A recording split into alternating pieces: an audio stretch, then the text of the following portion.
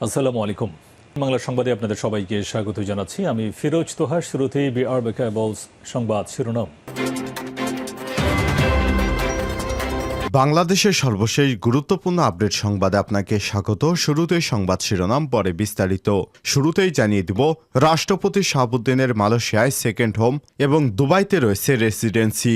বাংলাদেশের বর্তমান রাষ্ট্রপতি মোহাম্মদ শাহাবুদ্দিন চুপ্পুর মালয়েশিয়ায় সেকেন্ড হোম এবং দুবাইতে রেসিডেন্সি রয়েছে বলে দাবি করেছে যুক্তরাজ্য প্রবাসী সাংবাদিক জুলকারনাইন সায়ের। আজ 8 সেপ্টেম্বর তার ভেরিফাইড ফেসবুক পেজে তথ্য প্রমাণাদি সহ একটি পোস্টে তিনি সব দাবি করেছেন। এরপর জানিয়ে দিব, গণহত্যা মামলায় শেখ হাসিনা ইস্যুতে মোড় পাল্টাতে পারে ভারত। ছাত্র জনতার আন্দোলনের মুখে গত 5 আগস্ট পদত্যাগ করে দেশ ছেড়ে ভারতে পালিয়ে যায় তৎকালীন প্রধানমন্ত্রী হাসিনা।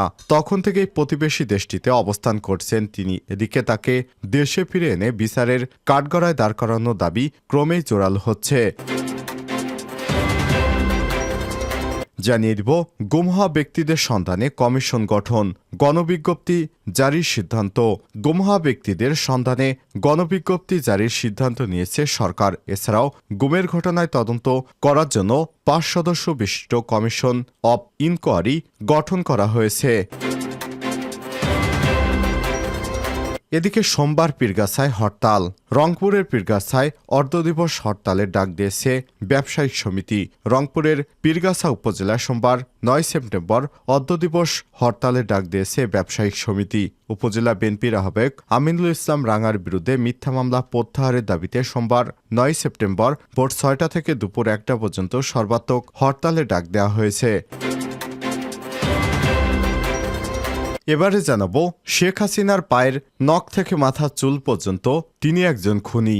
বিএনপির ভাইস চেয়ারম্যান শামসুজ্জামান দুদু ভারতের উদ্দেশ্য করে বলেছেন, ফ্যাসিস্টকে আশ্রয় দিয়েছেন, এখন তাকে দেশে ফেরত পাঠান। তাকে রক্ষা করার মধ্য দিয়ে আপনি গণতন্ত্রের সপক্ষে কোনো কাজ করতে পারবেন না। শেখ হাসিনার মাথার চুল থেকে পায়ের নখ পর্যন্ত একজন খুনি ফ্যাসিস্ট সরকার।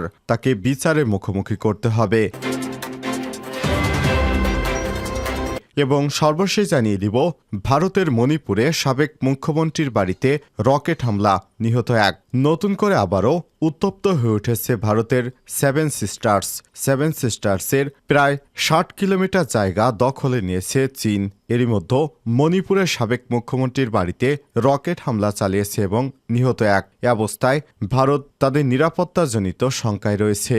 যে কোনো মুহূর্তে ভারতের সেভেন সিস্টার্স চূর্ণ বিচ্ছিন্ন হয়ে যাওয়ার সম্ভাবনা রয়েছে। প্রিয় দর্শক, এতক্ষণ শুনছিলেন সংবাদ শিরোনাম, এবারে বিস্তারিত।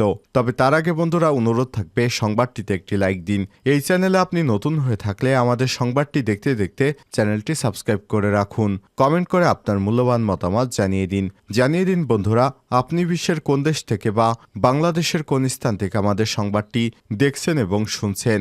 এবারে বিস্তারিত। রাষ্ট্রপতি শাহাবুদ্দিনের মালয়েশিয়ায় সেকেন্ড হোম, দুবাইয়ে রেসিডেন্সি। বাংলাদেশের বর্তমান রাষ্ট্রপতি মোহাম্মদ শাহাবুদ্দিন চুপ্পুর মালয়েশিয়ায় সেকেন্ড হোম এবং দুবাই রেসিডেন্সি রয়েছে বলে দাবি করেছেন যুক্তরাজ্য প্রবাসী সাংবাদিক জুলকারনাইন সায়ের। রোববার 8 সেপ্টেম্বর তাকে তার ভেরিফাইড ফেসবুক পেজে এসব তথ্য প্রমাণাদি একটি পোস্টে দাবি জানান তিনি। জুলকারনাইন আরও লিখেছেন, রাষ্ট্রপতি চুপ্পুর মালয়েশিয়া সেকেন্ড হোম 1,50,000 রিঙ্গিত বিনিয়োগ এবং দুবাই কয়েকটি ব্যাংকে অ্যাকাউন্টে বিস্তারিত এবং ওরাদ জেনারেল ট্রেডিং এলএলসি নামের দুবাইতে নিবন্ধিত একটি প্রতিষ্ঠানে ব্যবসায়িক বিনিয়োগ এবং রেসিডেন্স ভিসা পাওয়ার প্রমাণস্বরূপ বিভিন্ন কাগজ হাতে এসেছে। পোস্টে আরও বলা হয়েছে, প্রশ্ন হলো, রাষ্ট্রপতি চুপ্পু বিদেশে সব বিনিয়োগ কোন অনুমতি কি আদৌ গ্রহণযোগ্য? যদিও এসব তিনি করেছেন রাষ্ট্রপতি হওয়ার আগে, তাহলে জিজ্ঞাসা করা যেতে পারে, বাংলাদেশের ব্যাংকের অনুমতি ব্যতীত মালয়েশিয়ায় সেকেন্ড হোম জনাব চুপ্পুর 1,50,000 রিঙ্গিত ও দুবাইয়ের ব্যবসার বিনিয়োগ কি বৈধ?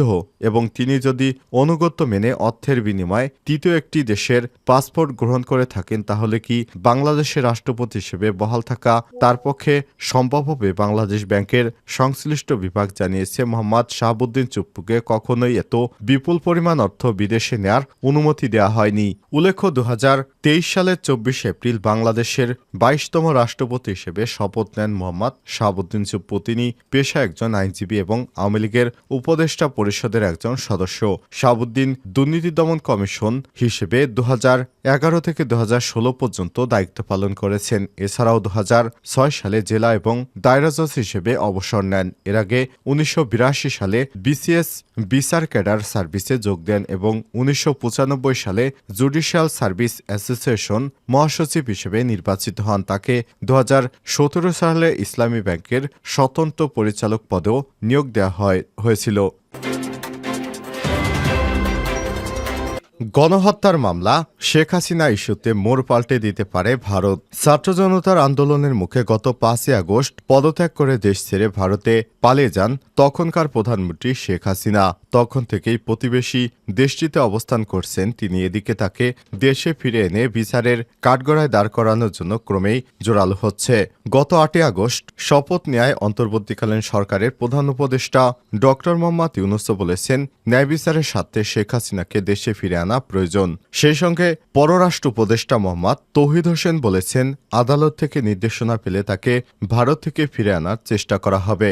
এমন প্রেক্ষাপটে প্রশ্ন উঠেছে, অন্তর্বর্তীকালীন সরকার যদি তার প্রত্যাপনের জন্য আনুষ্ঠানিক অনুরোধ করে ভারত কি প্রত্যাখ্যান করতে পারবে? এ ব্যাপারে ভারত বাংলাদেশের প্রত্যাপর্পণ চুক্তি কি বলে? প্রতিবেশী এই দুই দেশের মধ্যে 2013 সালে প্রত্যাপর্পণ চুক্তি প্রথমবারের মতো সই হয়। 2016 সালে তা সংশোধন করা হয়। চুক্তিটি ছিল দুই দেশের অভিন্ন সীমান্তে বিদ্রোহ এবং সন্ত্রাসের সমস্যা মোকাবেলা লক্ষ্যে একটি কৌশলগত ব্যবস্থা। চুক্তির প্রাথমিক উদ্দেশ্য ছিল পলাতক এবং অপরাধীদের প্রত্যাপর্পণের প্রক্রিয়া সুগম করা, বিশেষ করে যারা জাতীয় নিরাপত্তার জন্য হুমকিস্বরূপ কার্যকলাপে জড়িয়েছে তাদের জন্য।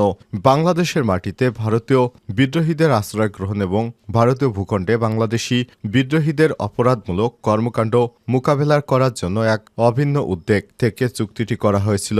চুক্তিতে কিছু ধারা রয়েছে যাতে বলা আছে, যদি কোনো ব্যক্তির বিরুদ্ধে কোনো অভিযোগ আনা হয় কিংবা এমন কোনো অভিযোগে দোষী সাব্যস্ত হয় এবং কমপক্ষে 1 বছরের কারাদণ্ড হয়, তাহলে উভয় দেশেরই ওই ব্যক্তিকে ফেরত দিতে বাধ্য থাকিবে। এক্ষেত্রে শেখ হাসিনাকে তাহলে ভারত ফেরত দিতে বাধ্য থাকে, কিন্তু ভারতের সরকার যদি ইচ্ছা করে তাহলে শেখ হাসিনাকে ফেরত নাও দিতে পারে। প্রত্যাপর্পণ চুক্তির আলোকে যদি বাংলাদেশের অন্তর্বর্তী সরকার আনুষ্ঠানিকভাবে শেখ হাসিনার প্রত্যাপনের অনুরোধ করে, তাহলে চুক্তির আওতায় ভারত তাকে বাংলাদেশের কাছে প্রত্যাপন করতে আইনগত বাধ্য। তবে প্রত্যার্পণ চুক্তির 6 নম্বর ধারায় উল্লেখ আছে, যদি কোনো দেশ মনে করে অভিযুক্ত ব্যক্তির বিরুদ্ধে রাজনৈতিক উদ্দেশ্যে মামলা রয়েছে, তাহলে তাকে প্রত্যার্পণে অস্বীকৃতি জানানো যাবে। কিন্তু এই ধারাতেই আবার বিশেষভাবে উল্লেখ আছে, হত্যা, সন্ত্রাস ও অপহরণের মতো অপরাধগুলো রাজনৈতিক অভিযোগ হিসেবে বিবেচনা করা হবে না। গুম হওয়া ব্যক্তিদের সন্ধানে কমিশন গঠন, গণবিজ্ঞপ্তি জারির সিদ্ধান্ত। গুম হওয়া ব্যক্তিদের সন্ধানে গণবিজ্ঞপ্তি জারির সিদ্ধান্ত নিয়েছে সরকার। এছাড়াও গুমের ঘটনার তদন্ত 5 সদস্য বিশিষ্ট কমিশন অব ইনকোয়ারি গঠন করা হয়েছে। রোববার 8 সেপ্টেম্বর মন্ত্রিপরিষদ বিভাগের এক সংবাদ বিজ্ঞপ্তিতে সব তথ্য জানানো হয়েছে।